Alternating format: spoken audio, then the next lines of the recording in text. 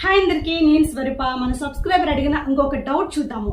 Hi madam, నివా భూపాల్లో నాకు health insurance ఉంది, కానీ హాస్పిటల్లో ఇన్సూరెన్స్ క్లెయిమ్ అయినా కూడా వాళ్ళు డబ్బులు అడుగుతున్నారు అని చెప్పేసి రవి గారు అడుగుతున్నారు.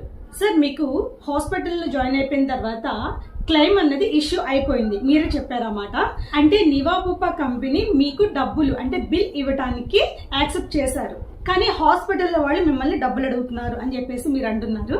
అయితే కొన్ని విషయాలు మనం తెలుసుకోవాలి సార్. ఒకటి ఏంటంటే, మీరు నెట్వర్క్ హాస్పిటల్లో జాయిన్ అయ్యారా లేదా, ఇంకొకటి అడ్మిట్ అవటానికి ముందు మీ హెల్త్ కార్డు మీరు చూపించారా లేదా, అలాగే ఇంకొకటి అన్ని రకాల బెనిఫిట్స్ ఉన్న ప్లానే మీరు తీసుకున్నారా లేదా, ఇవన్నీ చూసుకోవాలన్నమాట. సో ఇవన్నీ పర్ఫెక్ట్ గా ఉంటే గనక మీరు హాస్పిటల్ వాళ్ళని ప్రశ్నించవచ్చు, లేదంటే కేసు రేస్ చేసుకోవచ్చు, వాళ్ళని అడగడానికి అవకాశం మీకు ఉంటుందన్నమాట.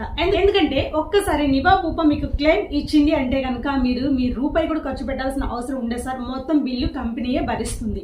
కొన్ని ఇలాంటివి జరుగుతున్నాయండి. అన్ని తెలిసి మనం గనక ప్రొసీడ్ అవుతే గనక మన రూపాయి కూడా పే చేయాల్సిన అవసరం ఉండదు. ఒకవేళ మీకు తెలియకపోతే గనక మీ అడ్వైజర్ నైనా సరే మీరు ఒక సలహా అడిగితే గనక వాళ్ళు చక్కగా కరెక్ట్ గా చెప్తారనమాట. దాన్ని బట్టి మీరు ప్రొసీడ్ అవ్వచ్చు.